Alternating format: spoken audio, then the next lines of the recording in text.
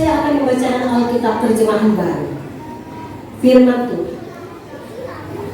Setelah malaikat-malaikat itu meninggalkan mereka dan kembali ke surga, gembala-gembala itu berkata seorang kepada yang lain, "Marilah kita pergi ke Bethlehem untuk melihat apa yang terjadi di sana, seperti yang diberitahukan Tuhan kepada kita." Lalu mereka cepat-cepat berangkat dan menjumpai Maria dan Yusuf dan bayi itu yang sedang berbaring di dalam palungan. Dan ketika mereka melihatnya, mereka memberitahukan apa yang telah dikatakan kepada mereka tentang anak itu.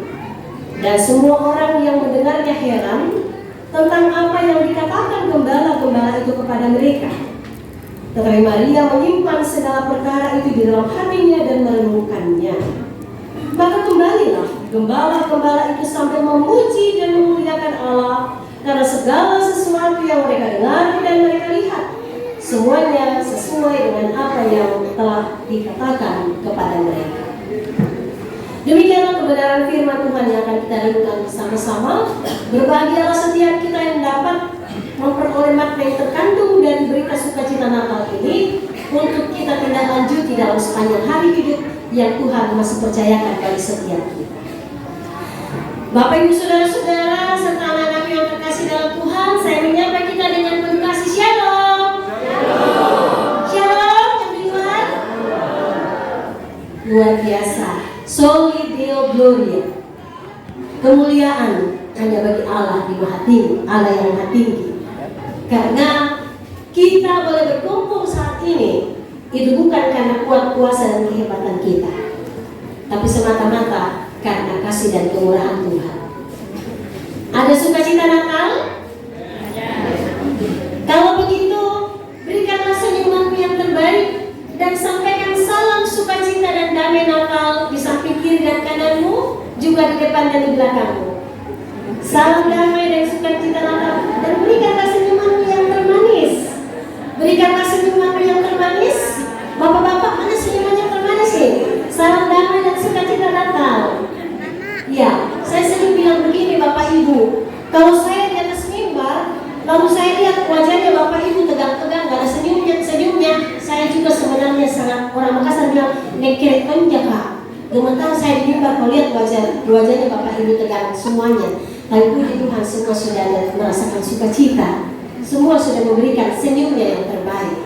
Dan semoga sukacita, semoga senyuman bukan hanya pada saat ini saja, tapi pulang ke rumah juga bisa memberikan senyuman kepada suami, kepada istri, kepada tetangga-tetangga, bahkan kepada semua orang. Asal jangan senyum ke pohon. Saudara-saudara yang terkasih dalam Tuhan, saya mau tanya nih Bapak Ibu, sudah siapkah untuk merayakan Natal? Sudah siap belum? Sudah ya? Di rumah, dengan keluarga, dengan anak-anak, sudah siap menyambut Natal? Siap. Nah, coba saya mau salah seorang dari sisi kiri sini bisa kasih bocoran sedikit. Bagaimana Bapak Ibu Saudara-saudara menyambut Natal Kristus? Ada? Ya, gimana? Saya nggak dengar. Saya joget-joget, bisa? Ya? Pasang pohon Natal. Yang Bapak Ibu yang di sebelah sini, bagaimana? Apa bentuk kesiapannya Bapak Ibu menyambut Natal Kristus? Bikin kue. Ya? Oh, maaf. Saya tidak dengar. Di sini pasang pohon Natal. Bapak Ibu di sini apa? Waduh. Oh, bikin kue. Nanti kuenya kelebihan bagi kepada saya ya. Ya, saya tidak bisa tentu melihat yang ada di samping gereja. Kalau begitu diwakili oleh organis dengan tentu. Apa yang saudara-saudara lakukan sebagai wujud mempersiapkan Natal? Ya, latihan menyanyi. Oh, itu luar biasa. Pasang pohon Natal, bikin kue, latihan menyanyi dan lain sebagainya. Saya mau cerita sebuah ilustrasi. Mungkin di antara kita sudah dengar. Ilustrasinya begini. Dalam sebuah kerajaan Ya, dalam sebuah kerajaan ada pengumuman. Semua warga kerajaan harus siapkan diri karena raja akan datang ke rumah setiap warga. Wahai semua warga kerajaan, sangat sukacita, sangat bergembira. Luar biasa ini, seorang raja akan datang mengunjungi rumah-rumah warganya. Maka apa yang dilakukan oleh warga yang dipimpin oleh raja itu? Rumah mereka kemudian dicek, dibersihkan, sampah-sampah yang berserakan itu dikumpulkan, kemudian ada yang bikin kue, ada yang mendekorasi rumahnya dan sebagainya. Suatu waktu Bapak Ibu, ada seorang bapak ini, dia juga antusias karena raja akan datang ke rumahnya. Maka untuk mempersiapkan diri menyambut raja datang ke rumahnya, maka rumahnya itu sementara dia cek. Sementara dicek, dia dengar ada anak-anak menangis.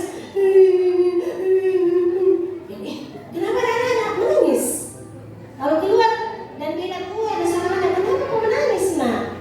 Dia bilang, saya tersesat om. Karena ini yang cek nih bapak-bapak. Saya tersesat om, saya tidak tahu jalan pulang. Om tolong om, antar saya pulang. Akhirnya pemuda itu antar ke kantor polisi dan polisi yang kemudian antar anak itu pulang ke rumahnya. Dia lanjutkan lagi, sudah dia ngecek rumah, dia pasang dekorasi. Sementara pasang dekorasi, ada orang yang ketuk-ketuk pintu rumahnya. Permisi. Aduh, siapa lagi ini yang datang ketuk-ketuk pintu? Tidak lama lagi ini raja akan datang ke rumahku. Sementara rumah ini belum selesai. Saya baru selesai, belum saya dekorasi. Ada lagi yang datang mengganggu. Dengan kesal, pemuda itu buka pintu dan bilang, siapa kau? Pak, saya sudah 3 hari tidak makan. Tolong Pak, kalau bisa berikan saya makanan secukupnya dengan air minum. Betul-betul ini pengemis. Ternyata yang datang ini adalah pengemis. Sambil dia mengomel, dia ambil itu makanan yang dia masak di dapur dengan air minum, dia kasih dengan kesan, ambil pokoknya makanan. Pulang ke sana. Saya mau beres-beres ini saya punya rumah karena raja akan datang di rumahku. Lalu pengemis itu pergi. Dia lanjut lagi. Sudah dicat rumah, sudah didekor, kemudian dia persiapkan konsumsi. Wah, dia siapkan yang terbaik. Ketuk-ketuk lagi pintu, ada yang ketuk-ketuk pintunya. Aduh, siapa lagi ini yang datang? Sudah anak kecil, sudah pengemis, siapa lagi ini? Dia panggil. Tolong dulu kasihan, tolong dulu. Dia bilang ini pemuda, saya kenal ini suara yang bicara. Ternyata tetangga di rumahnya, tetangga samping rumahnya itu seorang oma yang sudah tua, yang sudah lansia, yang sakit kakinya. Dan dia bilang, tolong kasihan antar saya ke puskesmas, sakit kakiku sendiri di rumah. Aduh oma, saya minta maaf, ini ada raja datang ke rumah, rumah sudah mengganggu, tidak lama lagi ini raja akan datang. Aduh tolong sekali kasihan, tolong sekali, sakit sekali di kakiku. Akhirnya dengan senang hati pemuda ini kemudian mengantar oma itu ke puskesmas berobat. Dia sudah capek nih, sudah ngomel, ini sudah malam ya. Lalu apa yang terjadi? Rajanya nggak datang. Maka apa yang kemudian dilakukan oleh pemuda ini? Dia bikin protes kepada prajurit yang menyampaikan bahwa raja akan mengunjungi rumah warganya. Wah, ternyata bapak ini PHP, pemberi harapan palsu. Katanya raja akan datang ke rumah, ternyata tidak ada. Terus prajurit itu bilang, lalu siapa yang datang ke rumahmu? Yang datang ke rumahku itu pertama anak-anak kecil yang tersesat. Yang kedua itu pengemis yang minta makanan. Yang ketiga itu adalah oma yang minta diantar ke puskesmas. Lalu prajurit itu bilang, sadar atau tidak, sebenarnya raja sudah datang kepadamu dengan hadir dalam wujud seorang anak yang tersesat.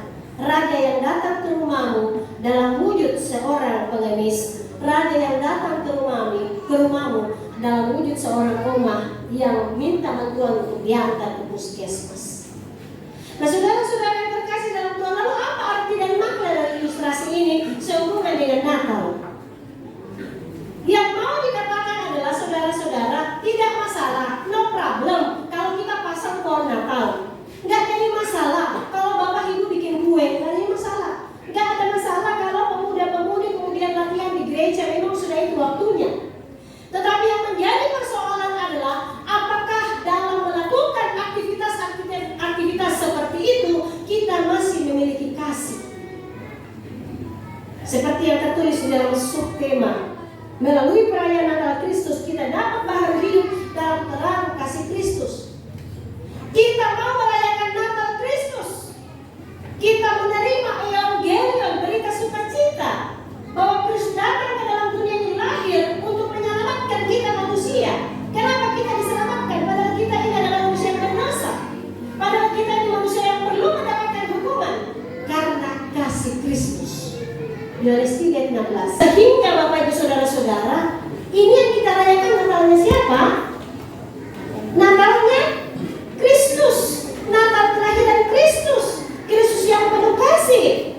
Maka seyogyanya dalam kehidupan kita sehari-hari, termasuk dalam merayakan Natal, kasih itu juga selalu diimplementasikan dalam kehidupan kita sehari-hari.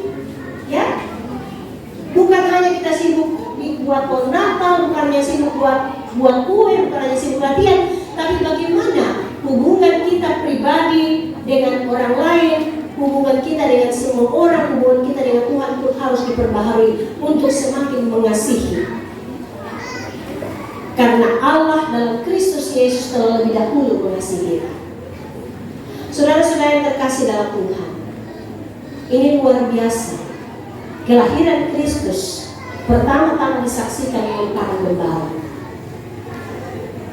Para gembala kita tahu adalah sekelompok orang, ya, sekelompok orang yang di kacamata orang Yahudi mereka ini orang najis.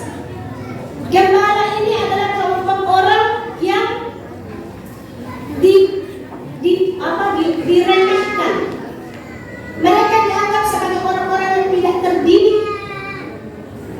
Sehingga karena mereka termarginalkan, mereka terpinggirkan, sehingga mereka lebih banyak waktunya di padang untuk menjaga hewan peliharaannya, kambing domba mereka.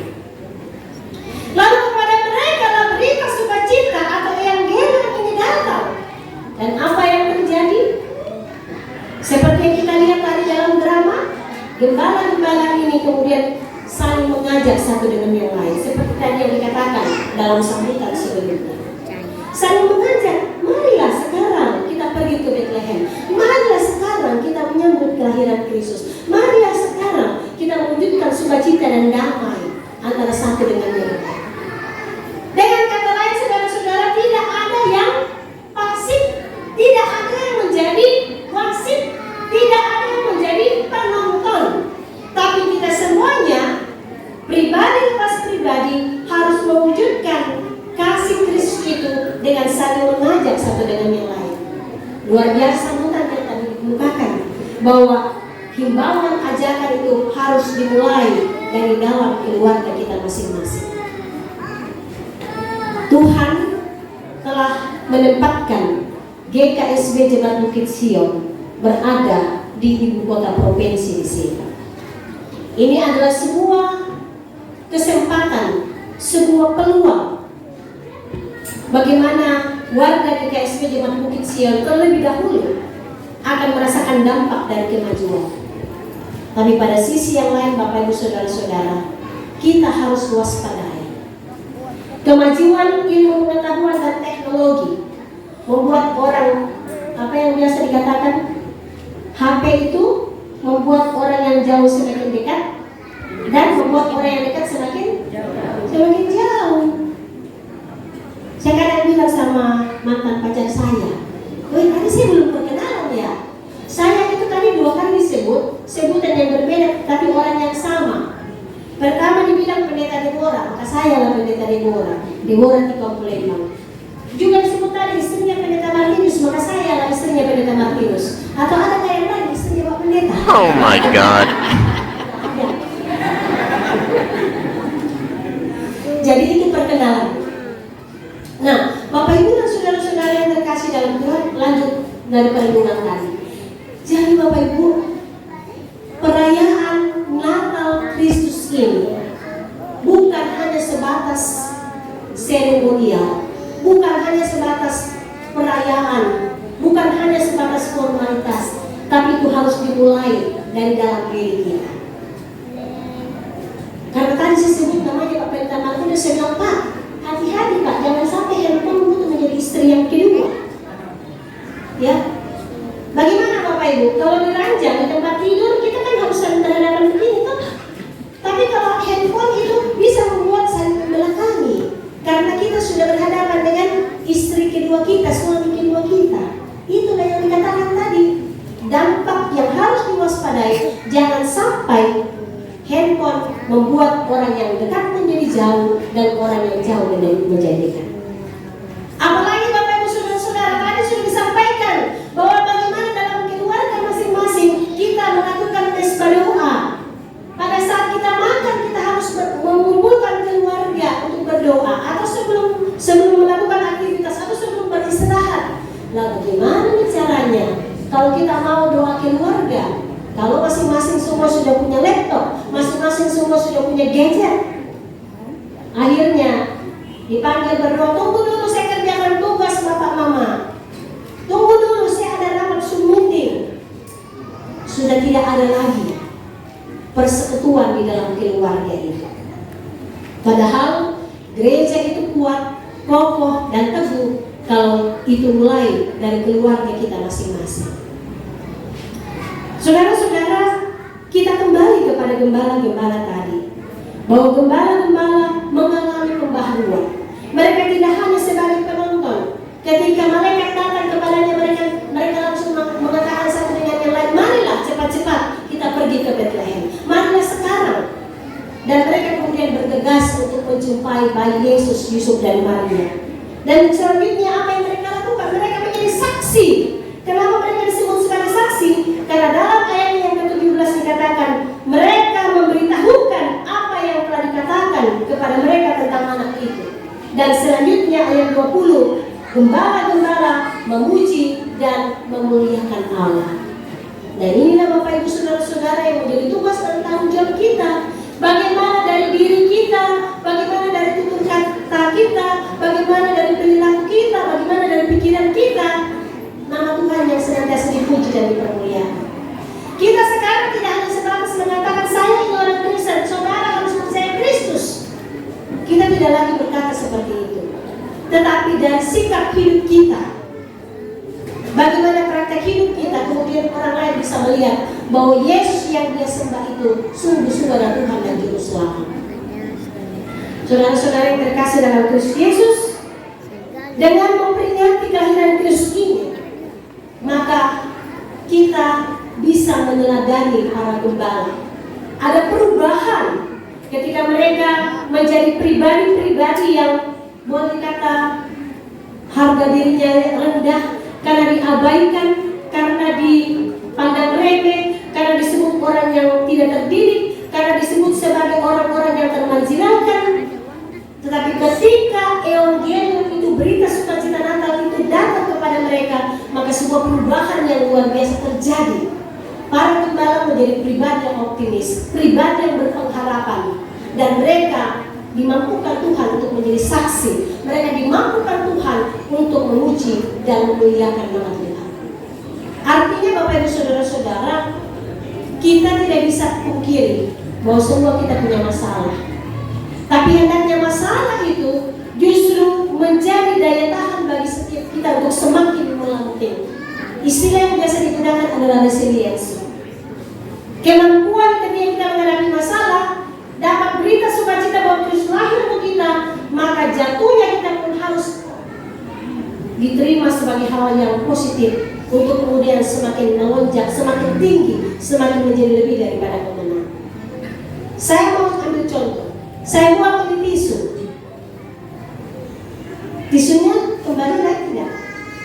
Tidak ya? Kembali ke lain sudah tidak tahu? Tidak. Tapi coba kalau saya buah kasih dengan keras, maka apa yang terjadi? Bola kasih itu akan melenting, mungkin kena atap gereja ini. Saudara-saudara yang saya bilang apa? Masalah, pergumulan, ujian dan tantangan, jangan lihat itu sebagai kegagalan, tapi terima itu sebagai peluang dan kesempatan untuk memiliki resiliensi, untuk semakin kuat dan meloncat lebih tinggi. Karena kita percaya Kristus yang menyelamatkan saya, Kristus yang memampukan saya, Kristus yang menjadikan saya lebih daripada pemenang.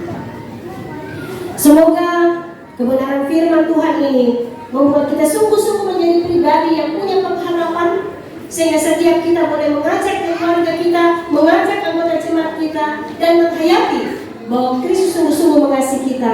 Maka kasih itu juga yang menaungi kehidupan pribadi, keluarga, dan jemaat untuk bertindak, berpikir, dan berucap sebagaimana yang Tuhan kehendaki. Apalagi saat ini kita berada di tengah-tengah masyarakat majemuk, kita berbeda latar belakang suku, berbeda latar belakang budaya, berbeda latar belakang lain sebagainya. Tapi kita diminta untuk saling menghargai perbedaan-perbedaan itu, karena kita sama seperti pelangi. Kita berbeda warna, tapi ketika kita boleh saling melengkapi satu sama lain, maka pelangi itu akan kelihatan indah, karena kita menghadirkan damai sejahtera di mana Tuhan tempatkan kita. Selamat merayakan Natal dan selamat menyongsong tahun baru 1 Januari 2025. Tuhan memberkati kita semua. Terpujilah Kristus. Amin.